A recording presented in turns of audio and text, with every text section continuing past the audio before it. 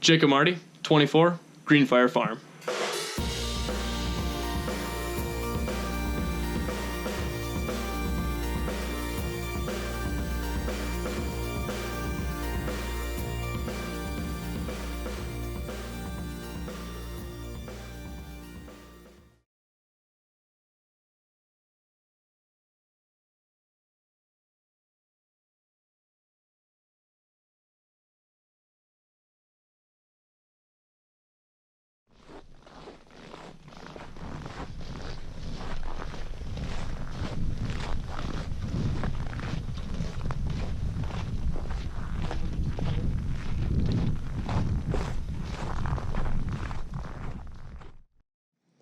So Greenfire Farm is a 6th-generation family farm in Monticello, Wisconsin, and we produce 100% grass-fed beef and lamb, but also pasture-raised pork, poultry, and eggs.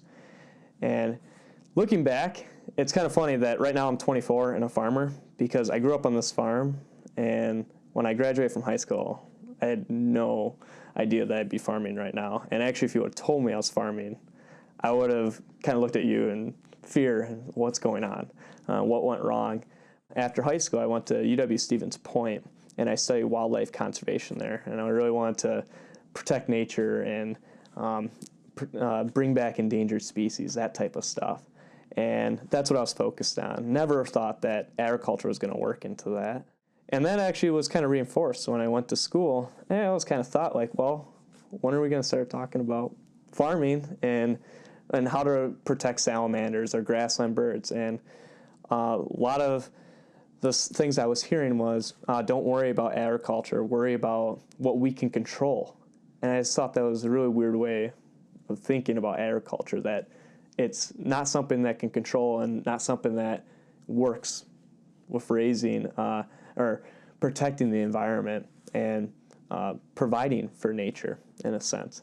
So when I went to school, I kept asking about these type of things and looking for how can agriculture fit in. And there's an opportunity to go to Kenya in a sustainable community development course, but also get a permaculture design certificate. And it was a 3-week study abroad trip that really opened my eyes to how we can look at the world. And started to come back and really reflect on, like, okay, what is all this ecology training and education that I'm getting? How can this relate to what they were just telling me, that it won't work with agriculture? And it doesn't fly with me. So I started to really start researching on how can I, on my farm, hypothetically, protect nature and provide what nature wants. And started to learn about grass-fed beef and how not only was it healthy for you and the animals were raised in a happy environment, but it provided all those things that we learned about in ecology, that there's nutrient cycling and water retention and healthy air and water quality, but there's habitat being provided. I was like, well, we can do that on our farm. And that's kind of the jumping point. Jump off from there, raise cattle, provide habitat at the same time, and then start thinking about where that takes us. So now it's 2 years later since coming back to the farm, and we got cattle, over 100 cattle.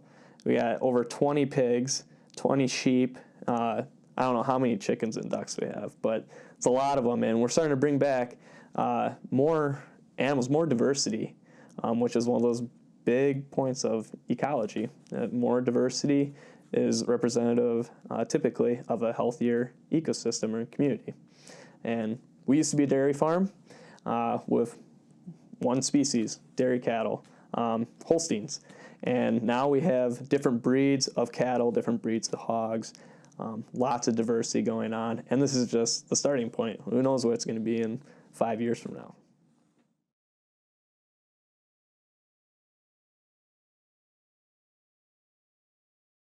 So I'm 6th generation, and my dad is the 5th generation. I'm actually the 3rd Jacob Marty to be on this land. I was named after my great uncle Jake.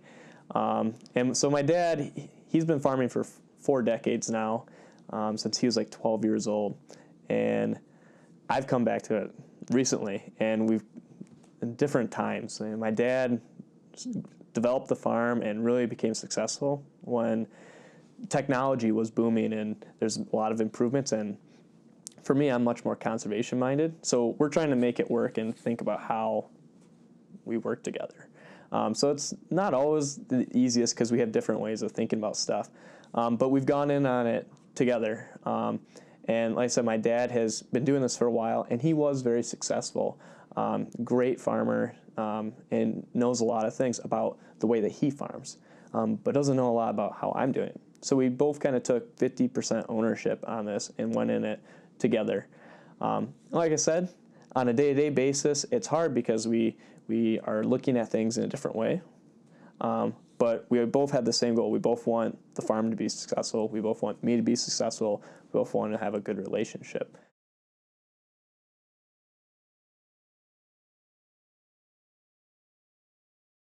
To get started, I came back to the farm in 2015 in the spring, and we actually bought cattle before we did anything else in February.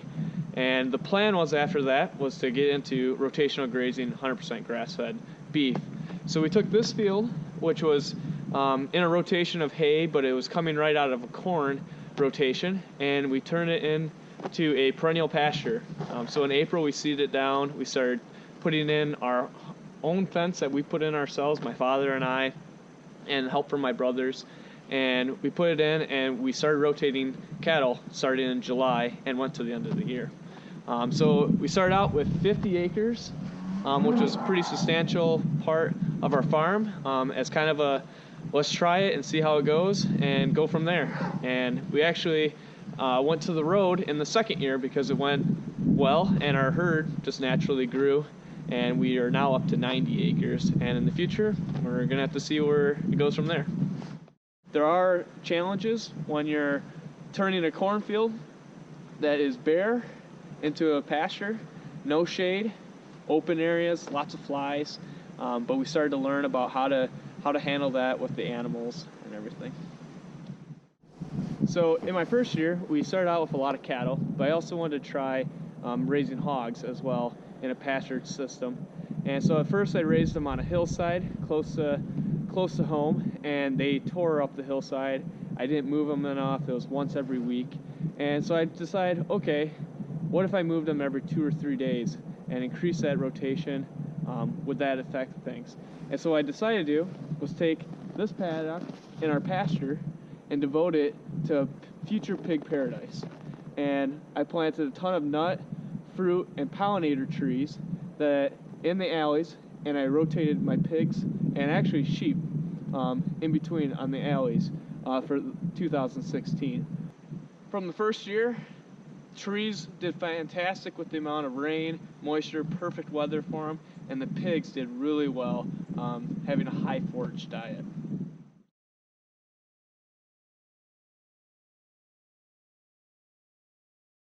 I kind of went on a pseudo contour design, but I wanted to make sure that the alleys were all uniform, and we get plenty of moisture here, and I have really good water holding soil, so I ended up not having to do key line or following the contours exactly.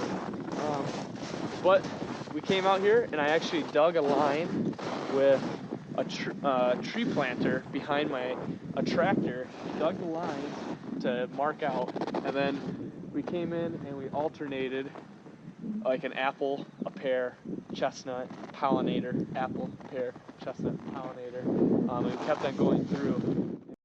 Right now we're staying in 2015 established pasture for cows, and then over there was what we took out in 2016, 10 acres where we planted trees for a pig and pollinator paradise.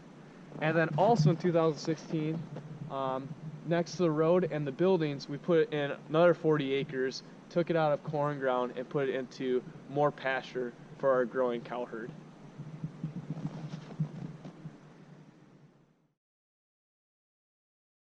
This is where cattle used to live when they were being milked, in this freestall barn. And this is now our overwintering housing for all of our cattle for the time being.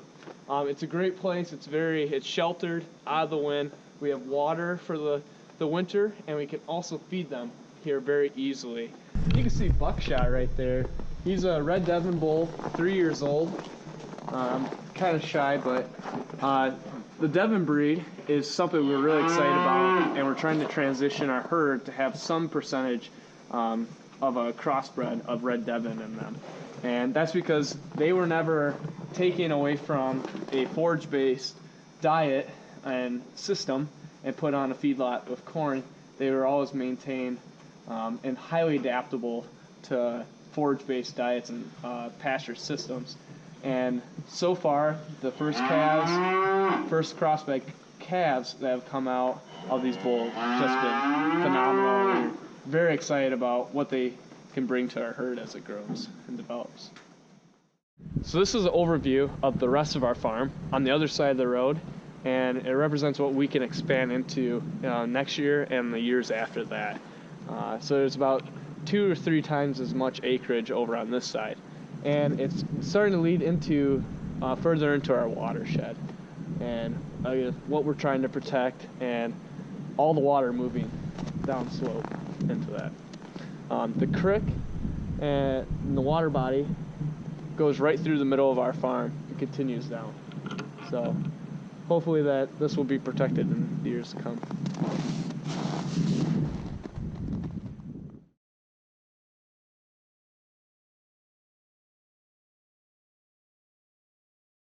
I'm in a really special spot because my dad had this land.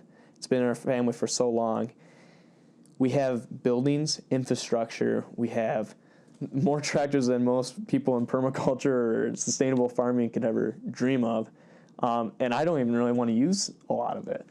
But it does make us be able to have a lot of work get done really quickly, really efficiently. We knew getting into cattle, just because of how old they grow, or how old they have to get before you can sell them as a ready animal for market. We knew that there'd be like a 2-year span before we'd really start seeing dividends being paid back and return on our initial investment, which, by the way, my dad fronted the money for that type of thing. I came out of college and I had nowhere to start. But I had the idea of this grass-fed. I kind of gave him the reasonings why I want to do this, and it was one of the only things I would consider. I wasn't going to farm the way that he did it or a lot of the people in our community were. I was going to do it the way that I thought was the right way to go forward for the future. So I brought the idea, I brought the planning, and I brought most of the day-to-day work. And my dad came in with the other part, understanding that we had the plan to be equal 50-50 once it gets on its feet and going. So, I mean, that's what we're doing so far. I brought in hogs and chickens on my own self, and I direct market that to try to, get myself a little bit more spending money and living expenses covered during that 2 years. So we're at that 2 years right now where we're starting to see our herd growing.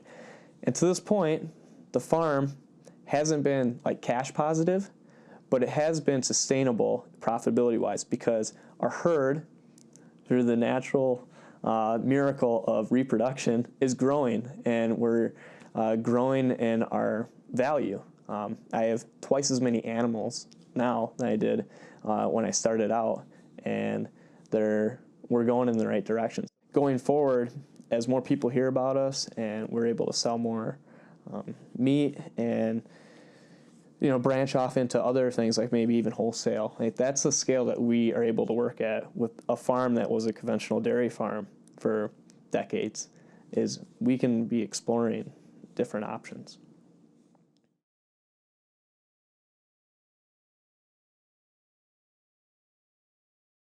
In 2016 went pretty good. Really realized that raising animals is in my wheelhouse, and that I think is going to work long term. Even, I've never had experience 2 years ago raising pigs or sheep or chickens. I was around cattle growing up, but it's a different way. So that went really well and can be improved upon. But in 2017, it's growing all of those different animal groups in their size on our farm and getting better in our management of them. And on a financial side of things, it's reaching more people, getting to bigger markets and people that are not only just interested and supportive of what I'm doing on the farm, but want to support by buying the products that I'm producing. So 2017 is going to be a lot like 2016, bigger scale, and hopefully the other stuff kind of falls into place.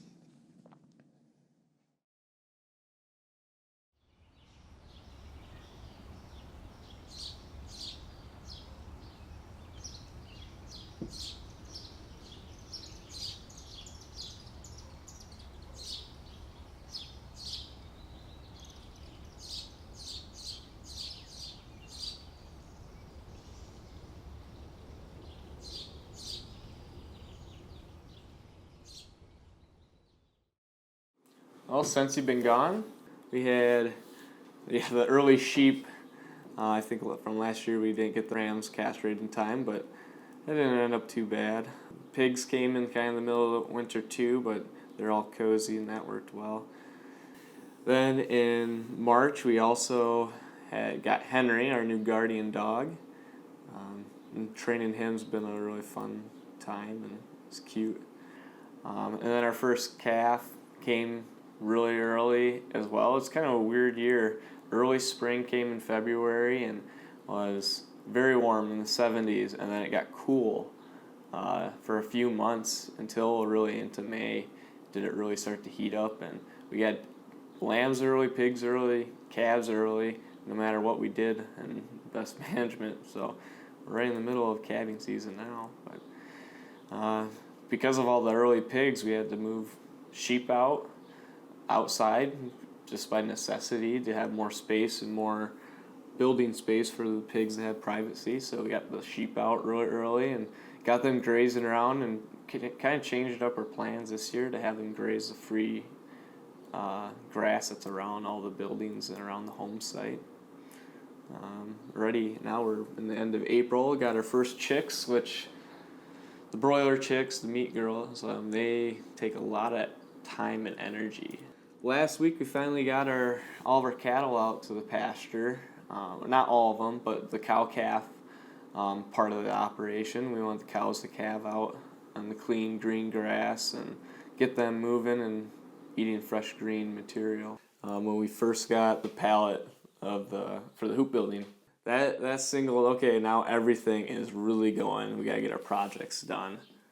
We started setting that up a couple days later. We started laying it out. Came with no instructions, so it was really testing our ingenuity and figuring out if we could just come up with it. But later that day, we had it already kind of taken shape.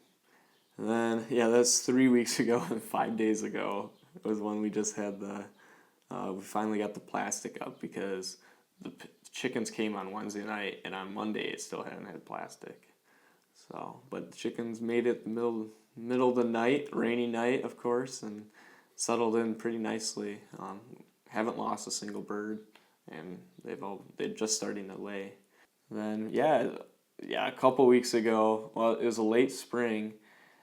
Usually we get our plantings in on April 15th. That's what we did the last 2 years. This year we got it in about 10 days later, but we got it 100 acres of planting in 2 days, which is, for anyone that knows what it takes to plant 10 feet at a time, 100 acres between my dad and I. That was good work. It was perfect weather, and we got it in right before the rain started.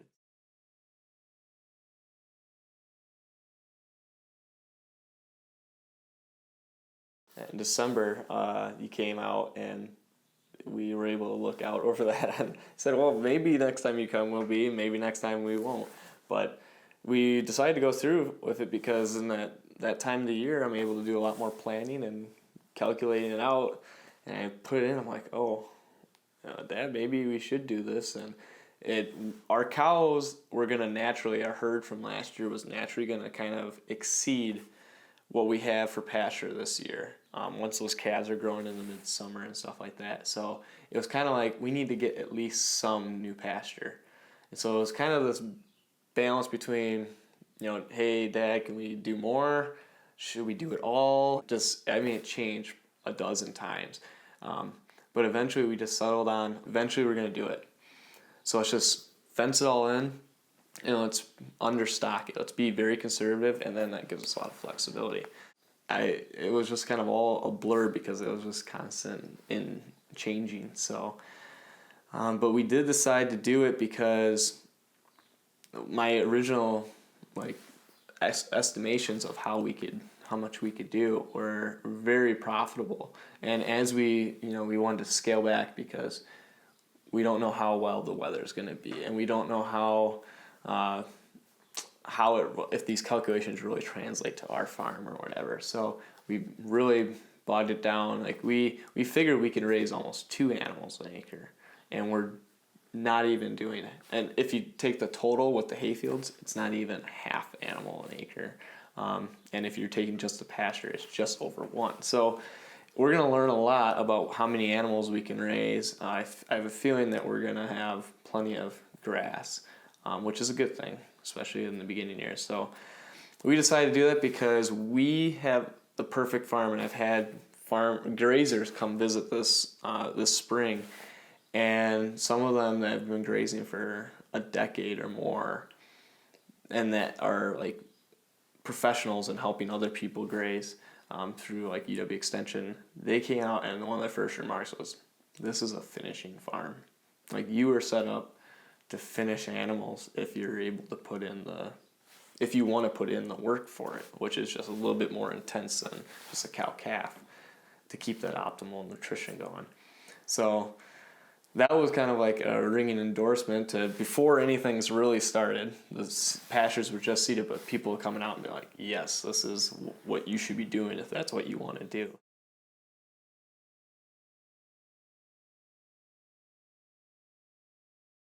Well, here's the map of our farm. The farm is about 400 acres, so the red outer boundary is our property boundary. And our farm's kind of bisected by this main road, Ringhand Road, that comes through. Very low traffic road. So this was all in cultivation with my dad. And in the first year, he gave me 50 acres to rent and to pasture. So that was divided by here into this section. We liked it so much that we then expanded last year in 2016 to the road. So we kind of took this little section here, about a third of the farm, and put it into pasture. In 2017, we're jumping across the road and fencing the entire boundary out here, up from the road up into the western boundary. And we seed that all down, and we're gonna get our cattle out there basically at the end of June, early July, when that pasture is ready to go. It'll really spring up here. So we have the 2 main farms that are right along the road. So this is what my old great uncle Jake, who I'm named after his farm. My dad still raises some Holstein heifers and steers there, and is putting up a bigger steer shed for that. And if we go up along the S-curve is where the main dairy was that my dad ran. So the 2 houses that my parents and I live in are on the northern side of the road. On the southern side of the road is all the sheds and buildings. So we have the couple machinery sheds, and then a couple of animal housing type of buildings, and then we have the main dairy barn, which also has a lot of hay storage space. And we also have the dry pad, which we can put our bags of haylage or other equipment there, and then we have the exercise lot as well. So you can see that we have these wooded spots, which are steep hillsides, which were traditionally what we expect to be kind of more of an open oak savanna, but very shallow rocky soils, a lot of bluff rock outcroppings that we kind of want to open up eventually. And then we have the stream coming through. There actually used to be a couple streams and springs that were on the farm. It'd be interesting to see if those come up. The pig paradise here, in this little section, we have 8 acres that we planted the 900 to 1,000 trees, pollinators and fruit and nut trees, and we have our pigs out there right now. So that's in this little section.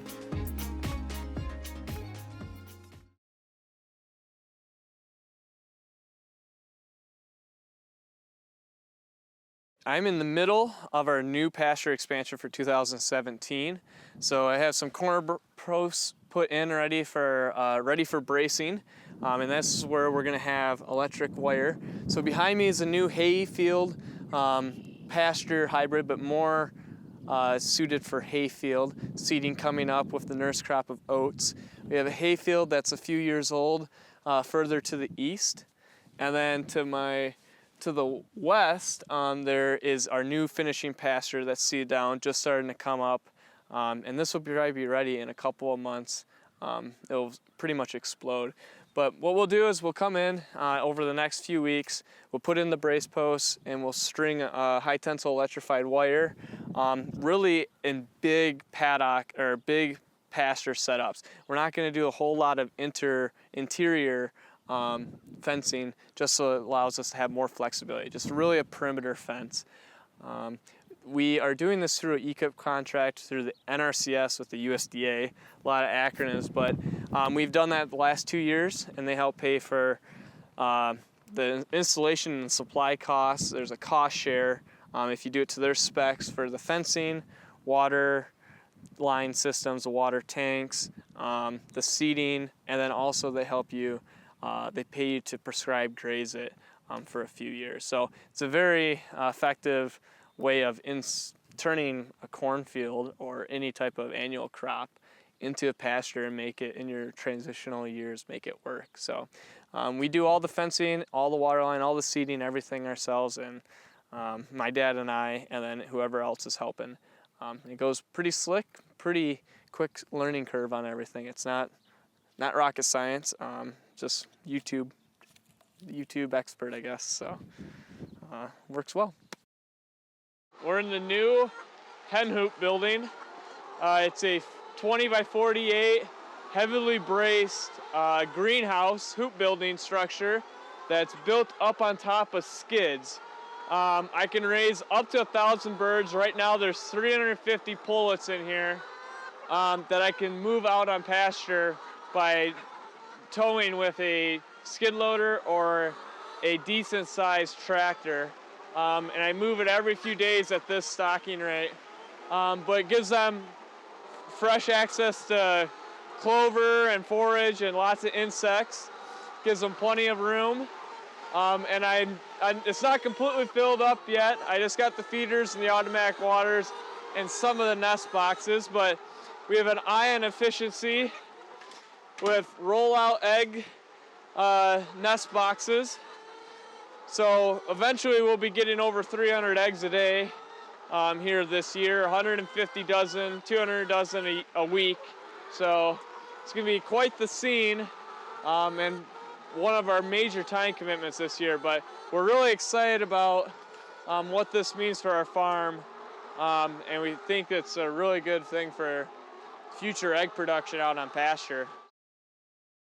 So one of the parts of the farm is I direct market all my meat and eggs I produce on the farm. And so I try to carry a couple months worth of a frozen product on the farm, so it's at easy access, and the rest is in town at a cold storage facility. So this is pretty empty, but I got a lot of beef sticks and some ground pork, breakfast sausage, and some pork fat here. And I won't open these up, but these are all licensed freezers that are inspected. I got beef in here, and then I got my lamb and pork in this one. In my house I have 2 other ones, and those are some of my smaller market coolers that can hold frozen product for 9 days if I need it to. So it really works well in hot summer days out in the sun. So not much. The inspection process is pretty easy, and yeah.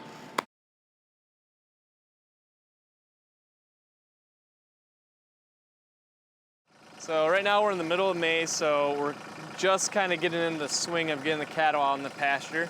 So we're going to put up a front fence, and we're going to bring up all of our steers and yearlings who are going to lead the way and get the cream of the crop. And then we're going to set up some back fences and then move the cattle, the cow-calf herd, who gets seconds. Still really good stuff, but they don't need quite cream of the crop. So we're going to kind of finagle them all in here. We're going to set up some fence right now.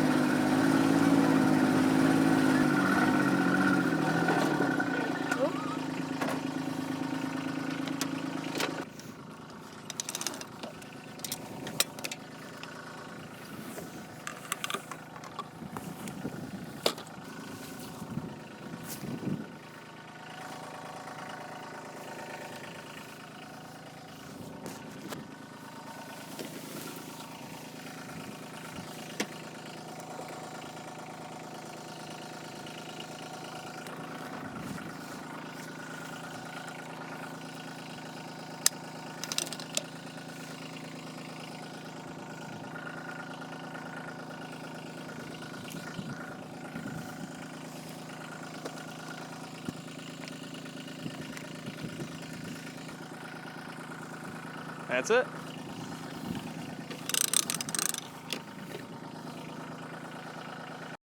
So these are our yearling steers, and we're about to move them into their second paddock. We just moved them in here the other day. We waited a little bit longer to get the forage up a little bit more mature and digestible for them. So right now they're on once-a-day moves. That guy's gonna run away, but that'll be all right. But now, once we get kind of rolling, in the next week or so, we're gonna start moving them twice a day to really start getting the top of the plants, get the high energy stuff, and really get them gaining. We got the one guy that's a little crazy. Let's see if they want to go up towards the gate or not. Slow and surely. There you go, girls or guys. There you go. Come on, get up. So these guys are about 12 months old. Some of them are still pretty tiny, but some of them you can tell have some really nice bodies on them. And this is the moment of truth. We'll see if they run away or they'll do what we expected them to do.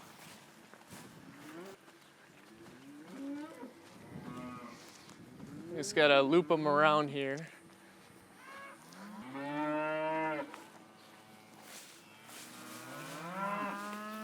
Come on, guys.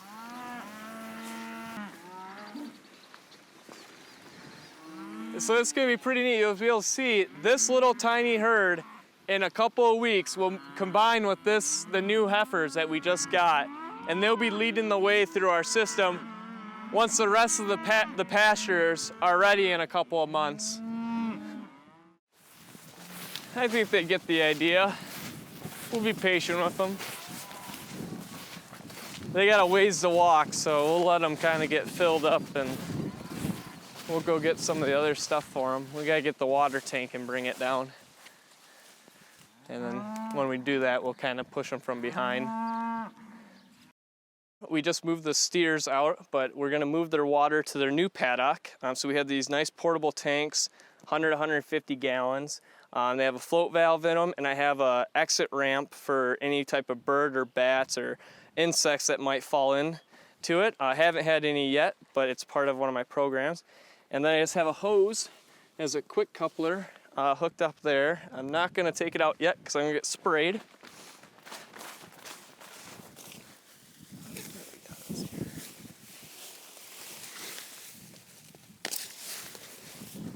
Disconnect the hose. Disconnect it here.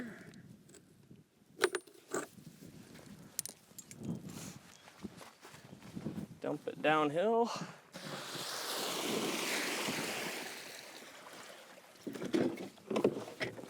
Pick it up. Throw it in back, and then I'll show you the quick coupler over here for the hose attachment, which is really, really spiffy.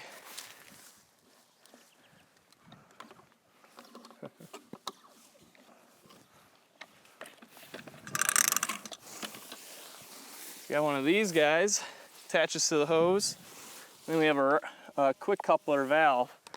It just snaps right in there, just like that. And I got water coming out the other end right now. And then to ungo, just like that. Put the cap back on. Pretty efficient.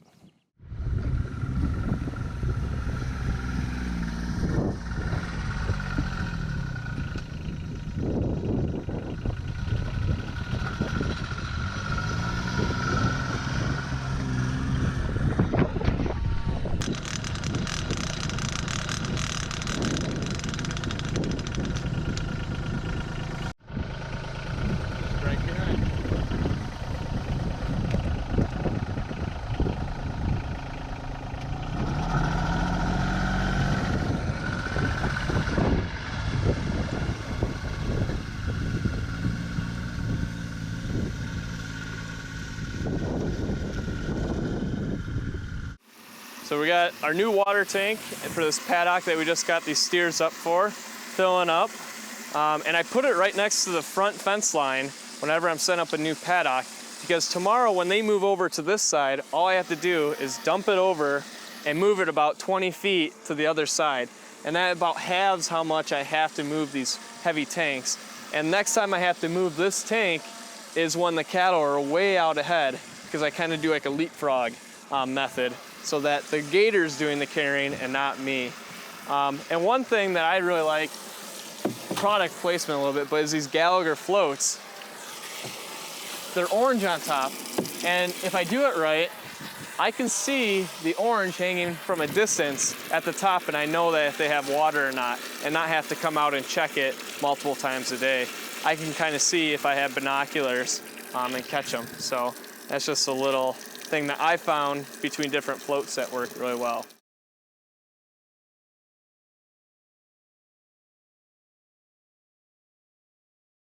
And here we got our chickens, meat chickens.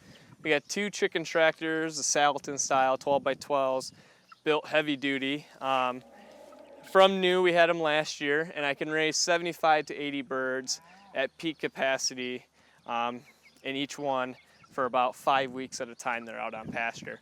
And so at this time, they're about 4 weeks old. We only move them every day or day and a half, depending on how much. So they're due for their afternoon, their daily move onto this brand new stuff once we get through with the cattle. But these guys will get done in 7 to 8 weeks, and they're getting a lot of clover, a lot of insects when the summer's really rolling. And then I feed them a little bit of a soaked / fermented organic feed, complete ration that they get to complement it. So these things are something that we built with a couple of other farms.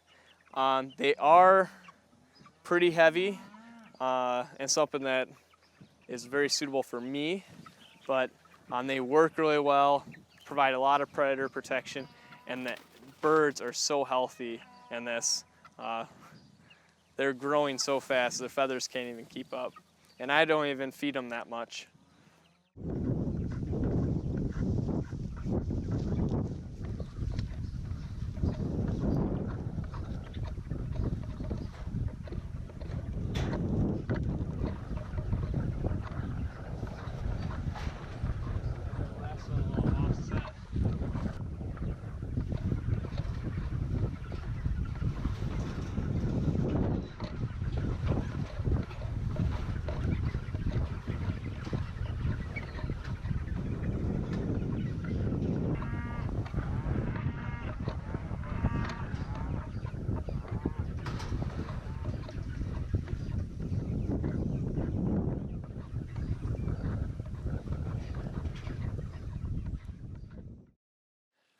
We're in the middle of our pig paradise when it's green out. I got my heritage hogs in here, and we have a paddock that's roughly 40 feet wide by 300 foot in length, and we fence it off using one of these Gallagher smart fences. Right now we have 3 lines in, but you can do 2 to 4 lines, and I could put up that a 320 foot section of it in about 5 minutes and take it off in 5 minutes as well.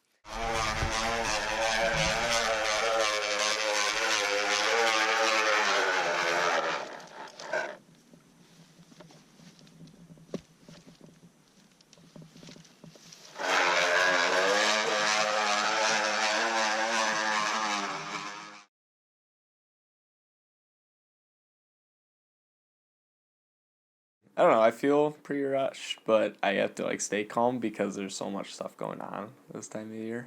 I don't know, it's just now we have all the animals outside and I have all the chickens and stuff like that, so it's just, I don't know, it gets pretty busy, and it's not much time to get ahead with other stuff, like whether it's getting prepared for this big farmers market that's tomorrow and is just a next level, or if it's getting the fencing done or getting the hoop building built in time for when the animals come and the pasture's ready or whatever. So I don't know, this time of year is really busy.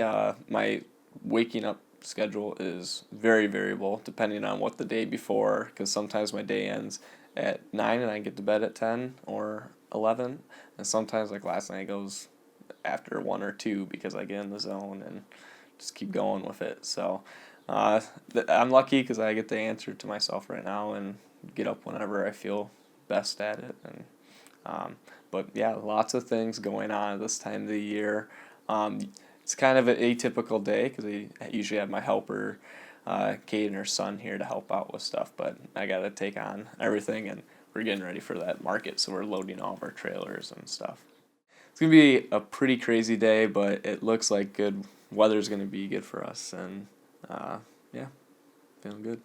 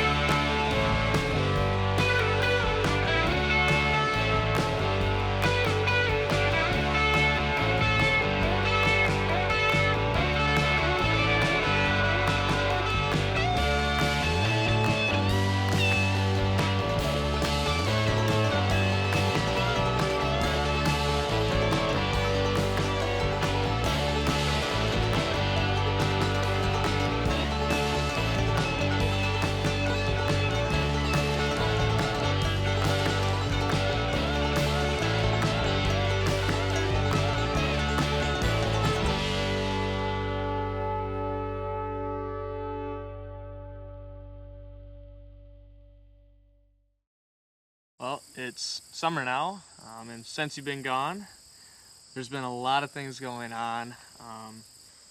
This summer has been really weird weather-wise. In the spring, we had so much grass growth because it was kind of cool, but a lot of moisture available. Cows were literally up to their ears. They're obviously a little smaller back then, but lots of grass, and we didn't have our summer drought this year. So we've had rain all year, more rain than we needed. So our grass now at the end of August is just phenomenal. And yeah, we just took animals off, and in a week that pasture's almost regrown all the way back. It's just pretty crazy and very good thing. The Chicago market in Oak Park went way better than expected. There's actually 5 other egg vendors there on top of us, and we quickly became one of the top egg vendors, one of the first ones to sell out every week. And our meat's been going really well. Sold out of my pork within 2 weeks there, and basically had 2-month gap that people kept wanting pork, and so we go back in 2 weeks and we finally have pork again. So be kind of excited to see everyone's reaction. And the trees back in the spring were starting to wake up, and now, man, they put on so much growth. The fencing was such an undertaking this year. In the past 2 years we did 50 and 40 acres each, and this year we did 160 acres of fence in. And the lucky thing is we did perimeter, and it was pretty much big squares, but still a lot to do. And we planted the pasture back in April, and it started to grow, and it was cool, so it didn't spring up right away. So we're kind of behind, and we didn't graze for maybe another week or 2 later than we had in the past 2 years on the new stuff. But still, that extra week or 2 did not give us a whole lot of extra time to actually get that big of a project done. Getting the fence done 2 days before the cattle had to get in there. And then they go through it, and then the next part of the pasture, getting the fence done 2 or 3 days before, or the day before they were gonna go in. But it's all done now, and it's a big, huge weight off our shoulders. a ton of rain in that new pasture. We had probably 7 inches of rain in like 10 days. And a lot of that was when the cows were in the pasture, and that it wasn't just them like going, they were going to be into it there. And so that new paddocks were really beat up from just having that much moisture and that many cattle. We have like close to 200 cows on it now. So it grew back pretty good though. It recovered with all the good weather that we've had. And then behind us actually is where our old hay fields are. We fence those in and we graze them as well. And that was pretty high alfalfa, which has a lot of issues sometimes with cattle grazing and bloating and stuff like that. And our cattle were champs going through there. Grazed it really nice, and it's coming back superbly. Well, we'll be able to graze it once or twice more this year.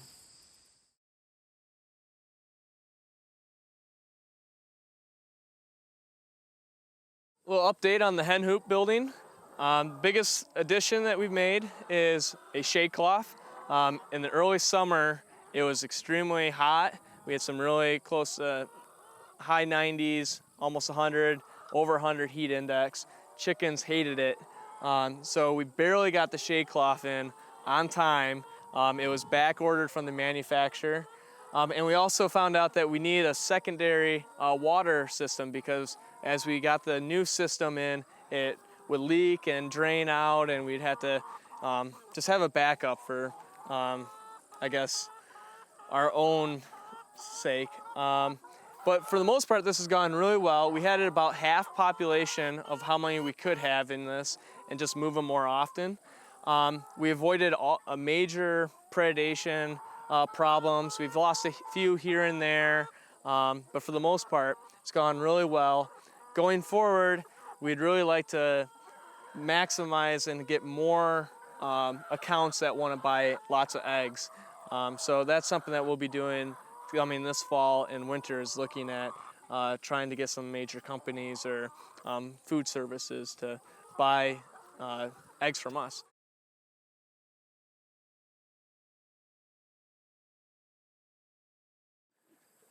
So here is one of my things that has not gone well this year.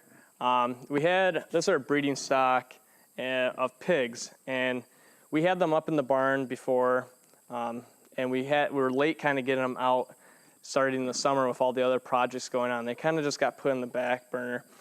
And then we started feeling kind of pressured and bad that we wanted to get them outside, and so we decided to put them in the woods. And really what we found is it took a lot more effort than we were ready to do to put them in the woods. And so here you can see they've been in here for too long, and we're still just struggling to put them to the front and get them into a new paddock in the woods and keep up on top of them. We're really good at grazing our sheep, our chickens, and our cattle and moving them really quick, but our pigs, for whatever reason, we have had a tough time keeping up on. So this is one thing that I do hope that we can really shore up this year and into the future for sure, because it'll be really interesting to see if this has a really detrimental effect or if it'll bounce back. This hasn't had any type of disturbance or any livestock or really any wildlife for probably over 20 years. So it was pretty fallow before.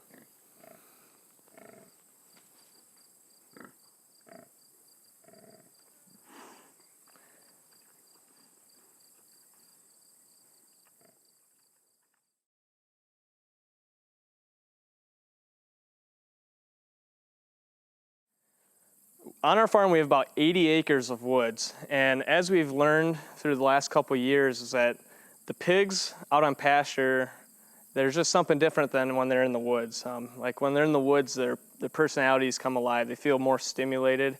That makes sense to the natural history point of view.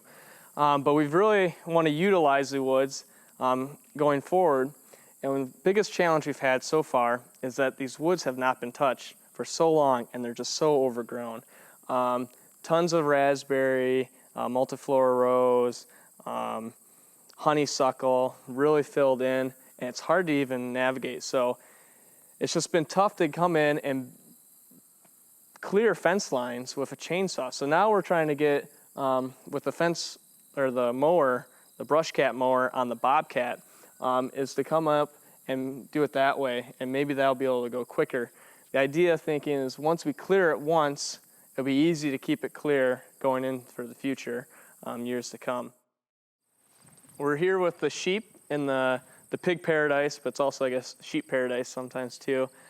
Early in the summer or in spring, we were grazing the sheep on the hillsides and the kind of the nooks and crannies of the farm near the buildings because it was nearby, close.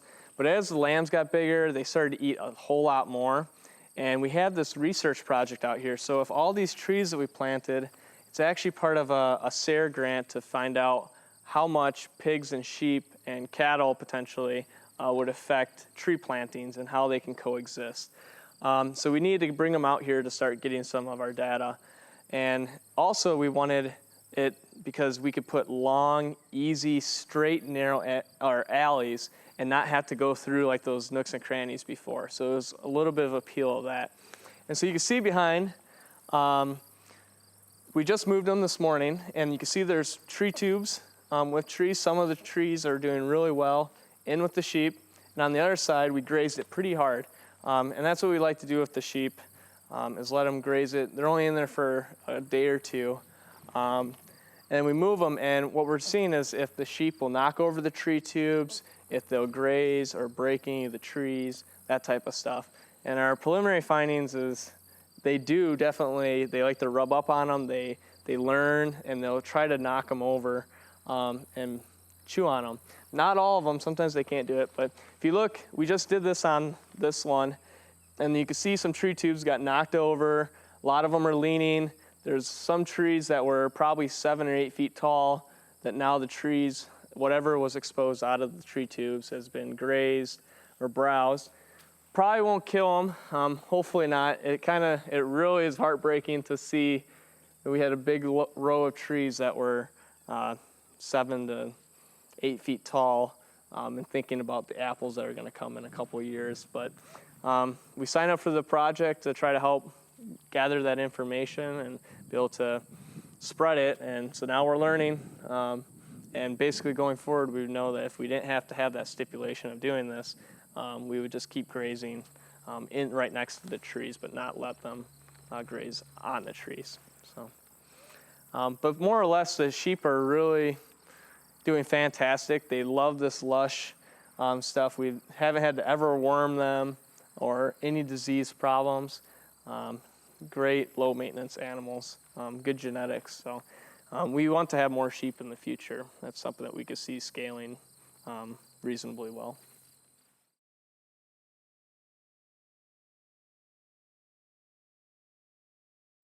So behind me is our new pasture setup. We fenced in 160 acres, and we got that all done. We got new seeding in, and the cattle have actually grazed through once. But the last thing we have to do, and we're on it right now, is we're burying a water line below the frost level and taking it out into the middle of the pasture, and we're going to put in a frost-free water out there so that we can extend our grazing season and do bale grazing and stockpile grazing into the winter.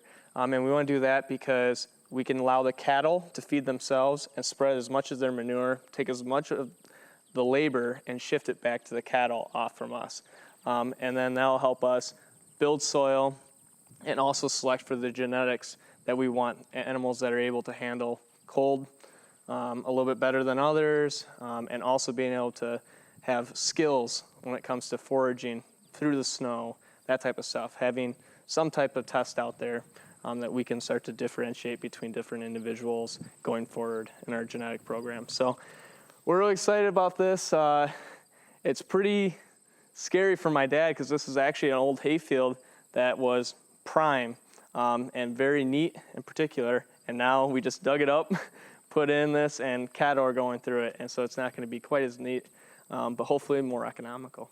So, well, we got about 5 or 6 bags of haylage, and then we actually have wrapped bales wet bales back there too. So this is our winter feed. We have, about 80 to 100 acres of devoted or hybrid or hay fields that we use high mixes of alfalfa that we harvest and put in these bags where they start to ferment a little bit but have really, really high quality feed. This is what you see a lot of dairies will do because they can get a lot of milk production out of cattle that are eating a diet of this in a confinement situation. So this is really just a couple of our crops for the year. We get between usually about 4 crops a year. Sometimes you get more if there's a warmer winter or warmer summer or spring and a extended fall, or sometimes you'll get less if there's a drought. This year we've had so much rain that we have a lot of forage. It works really nice. It helps us with our grass-fed beef cattle and our finishers, that they have high quality feed and they grow throughout the winter, but it takes a lot of effort to put this up. Basically, when if you have a field of 30-acre hay field, it's going to be all ready at the same time. You need all hands on deck. Everything else gets pushed to the side. It's pretty stressful, especially when you have a lot of other things going on.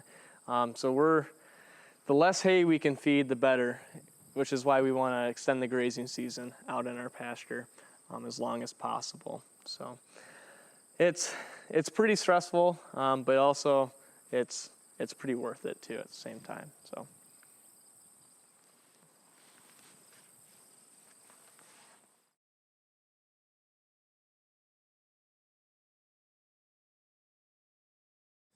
we just moved the cattle, and I wanted to highlight the benefits to our leader-follower system. So in the background, you can see one herd of mainly black animals. They are about 1,100 to 1,200 pounds right now, and those are finishers. So they comprise of steers and heifers. Steers that we raised on our farm that were calved last year, and the heifers were bought from a different farm, and we're finishing them to sell to grass finish programs. They are the leaders in our system because we want them to grow as fast as possible. So what we do is we put them in a paddock, and they can have the pick of the forage, get all the high energy tops of the plants that they want, so that they get the most energy in their diet and they're able to grow as fast as possible. They get plenty of protein from the amount of legumes that we have in our pasture, but it's that energy that we really don't want to limit for them. And then you can see in between, there's actually a vacant paddock, and that's what they were in yesterday. And we keep a vacant paddock in between the two groups just so that there's space, that they don't share a fence line, and calves don't go underneath and get confused and lost, lose their mothers, or we don't have a bull try to get through the fence to breed all those heifers. We don't want them to get pregnant because we just are gonna sell them as meat animals at the end of the year. And then in the paddock that we're in right now, in the foreground, is our herd of cows and their calves from this year, and heifers that we are breeding, and there's 3 bulls in here as well. And the reason why we bring them up behind, they get the second pickings of the pasture. And the reason why we do that is that we don't want them to have the highest amount of nutrition because they can get over-conditioned or too fat, and they'll have problems breeding or have problems calving next year. And another reason why, and I learned this from, I don't know what grazing expert it was, so I won't quote them, but they basically said that you should not be finishing animals and raising cow-calf on the same farm. And the reason why you want to do that is because you want to have harsher conditions for your cow-calves to figure out what genetics are the best and the most resilient, the least high maintenance and the least expensive. And so if you're managing your pastures to have the most amount of energy and the max amount of quality, you're going to let some of the weaker genetic animals keep on breeding, and that'll eventually catch up with you. Well, what we're able to do through this is have all that maximum nutrition go to the cows that we want to grow, and we still have I guess the second level, and we're not letting some of the lower genetics squeak by. And we have found that this has worked this is our first year. It doesn't give us really much any more labor on a day-to-day basis, because what I do is I set up a fence as if the herd was all one and what they would eat in a single day. And really I just move them through a progression. All it is training the animals to move through the fence when I open it, which happens really quickly. One really neat thing that's happened this year is those other cattle that we bought from a different farm weren't comfortable and didn't understand what was going on here. And so at the beginning of the year, moving them was a lot more difficult. But by this point of the year, they get the picture, they're in the rhythm. They basically hear the gator come in and hear my voice when I'm about a couple minutes away, and they either are lined up or they get what's happening, and they go through super quickly. The other thing with the cow and the calves is the calves are getting old enough that they're less scared of me. They are feeling more mature, and they've learned to move with the herd. So things are super simple right now.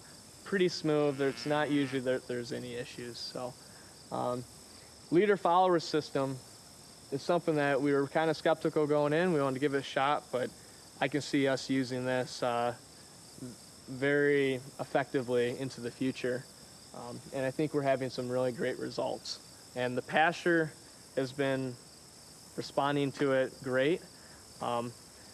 With the pasture, when you put cattle in, they're going to select what they want to eat, what's the most palatable, what's the most nutritious.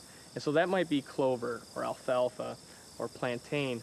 But they'll leave some of the less palatable stuff, so some of the grasses that aren't as nice to eat for whatever reason.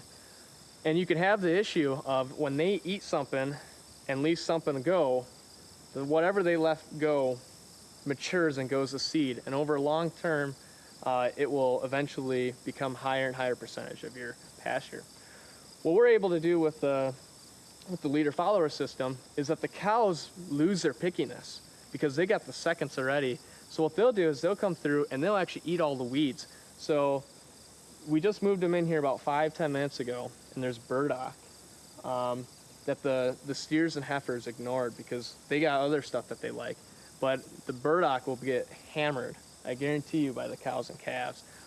Big burdock patches, big patches of pigweed, big patches of horseweed, ragweed, that type of stuff, all get demolished because these cows, that's now the top nutritional quality, and they're going to select for that actually first.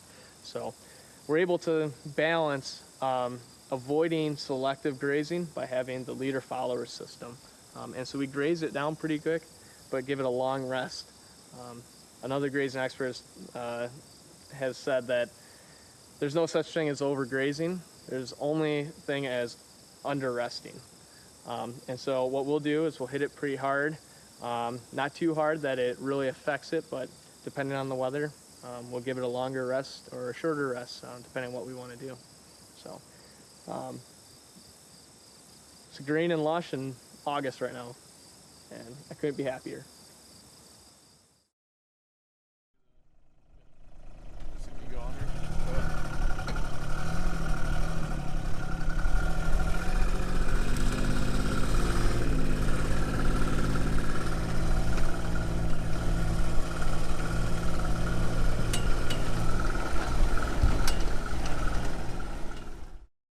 Since you've been gone, it's the end of October, and we're really starting to wind down for this season.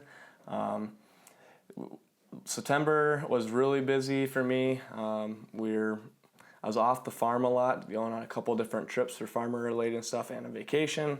And the main milestone for the year was in the beginning of October. We had a field day where over a 100 people came out to see the farm, learn about what we're doing, get an on-farm meal.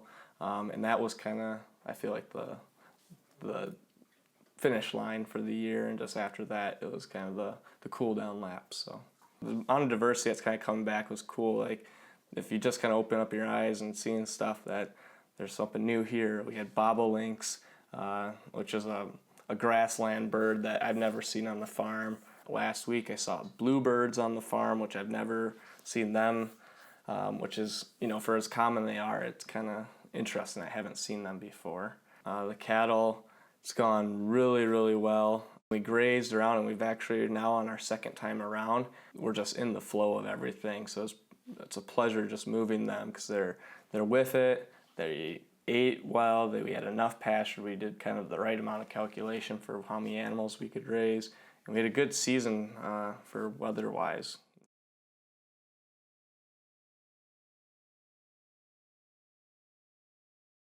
Right now, there's only 11 pigs still out in pasture, but the peak of the season we had over 30 out here, moving them pretty often.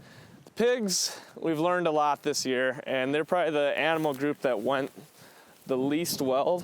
Not because of them, but because of how we're trying to manage them.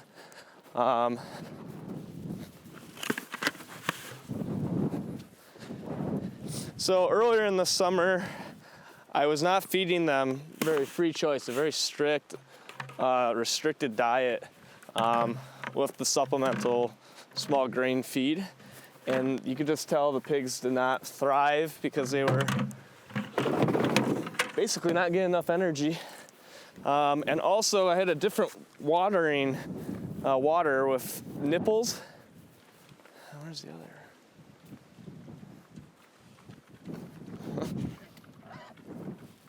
I don't know where the other bucket is. And the nipples were really hard for them to get a lot of water quickly. Here, pig. Here, pig. So we switched to a water tank that they can drink much easier out of, and it's not pressurized and it's more passive. And we started feeding them more, so our feed bill went up, but our pigs are growing a lot better and a lot faster. So I think overall it's better, because earlier we were feeding them pretty minimal amount, and I think most of that, high percentage of that feed was going just to their maintenance and not a whole lot to extra growth. And now they're getting pretty much free choice feed, so that they're barely run out before I feed them again tomorrow, and they're growing so much better, and you can tell they're less stressed. So going forward into the future, it's gonna cost more, or because I have so much more pigs, I'm feeding them more, but it'll work better and it'll be more profitable. I'll be making more money per pig. And actually rotating through the pasture, we had a really wet fall, so having less of them, we have a few couple more sacrifice or harsher hit areas, but for the most part, everything is, this pasture is really resilient and comes back even after they destroy something like this. We'll just give it a good rest at the beginning of next year. But you can see in other spots, if it looked like this a couple months ago, and it's coming in really nicely. So, learned a lot about the pigs this year, and now I feel much more comfortable and confident about them going forward than I did even just a month or 2 months ago.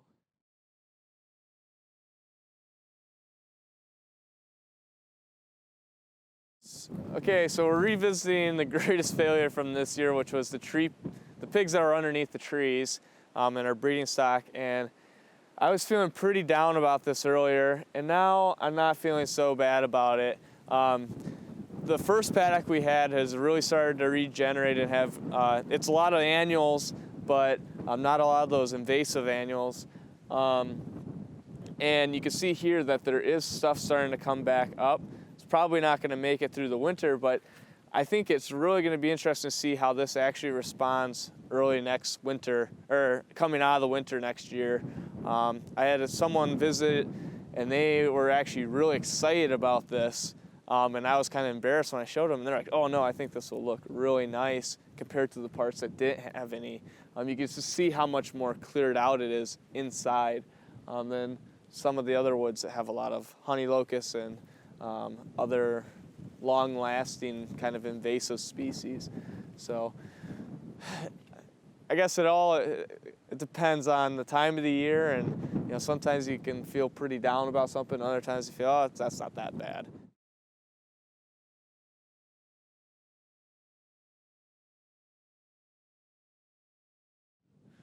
Okay, so behind me, everything that is green is the new pasture that we put in this year, fenced in and been grazing. And we are basically our last week or two of grazing right now. Right here we have the heifers and steers that we bought in the fall or in the spring to finish and sell them right now. So in the next week or two, these will go to slaughter to sell wholesale. If they all come up, we'll be able to see they are really fat, they look really nice, and they did really well, especially after they adjusted over a month or so to the new farm and just transports. They kind of have to transition, but they look really nice. And so we're actually gonna move them in because they go through so much feed. In the next 2 or 3 days, we'll move them into the barn. But over here, we have the cow-calf herd that is still following behind, and we'll keep them out for another 2 weeks, basically until the water lines are too frozen. So we'll move them across the creek and graze. There's a 17-acre paddock over there, and then we'll bring them back over for another 13-acre paddock. So I still have about 30 acres of feed, actually about 40 acres of feed left to go through. But we had a really nice weather this year, so we haven't even started feeding hay to these 200 animals yet, and we still have a lot of grass. So, but yeah, this is it. Like next year, I don't have to do anything new. This is just come in right away in the spring, and we can start grazing it. So we got a lot of our work done in 2017.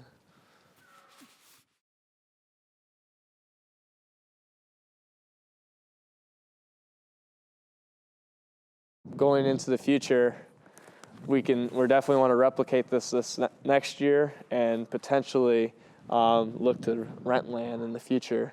All this bean field or so that's available potentially in the future to turn into more grazing acreage. My buddy Dave came out last week and he's like, what are you going to do in a couple of years? And I told him that I think there's over 1,000 acres owned by one trust that would be contiguous to this. We could just be like one corner of the circle and they just keep going around. And I think that might be something in the future if I can get things going. I joked to him my goal would be on 1,000 acres you can raise close to 2,000 steers on that. Be a true herd of cattle, bison, That's the idea, but not next year.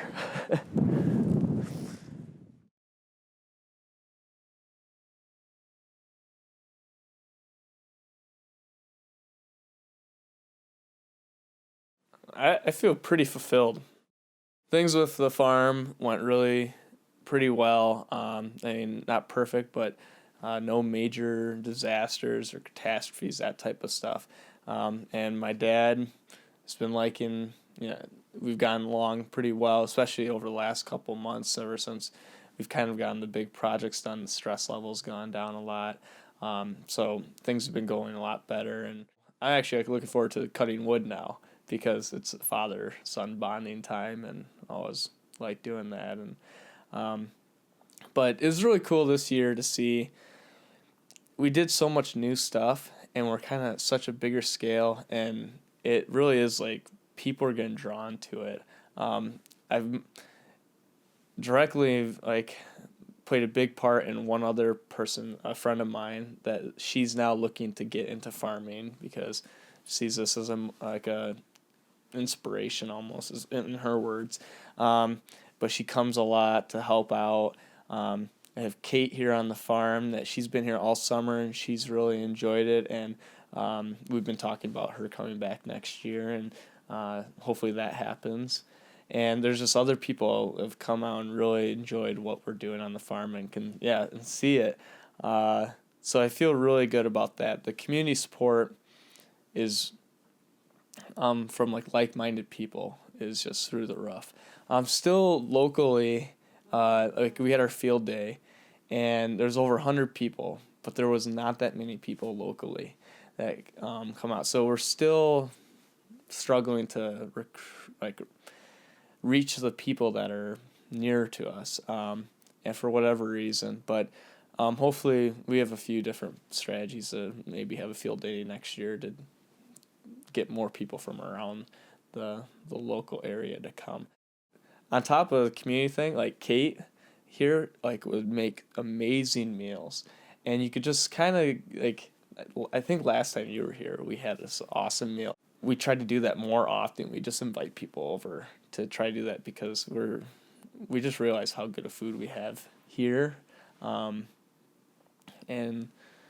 how fulfilled and nourished we can feel, and especially sharing that with other people.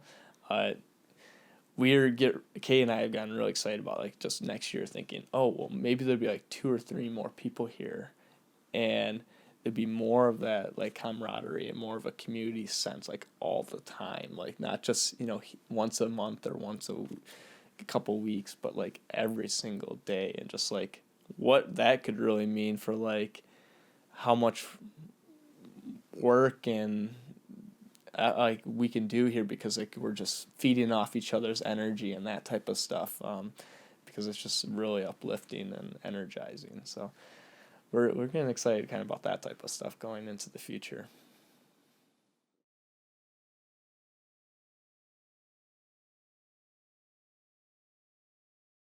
And I would say go visit other farms on their farms and talk to the people, do some research, find out okay, this is what I'm thinking about doing. For me, it was grass-fed beef.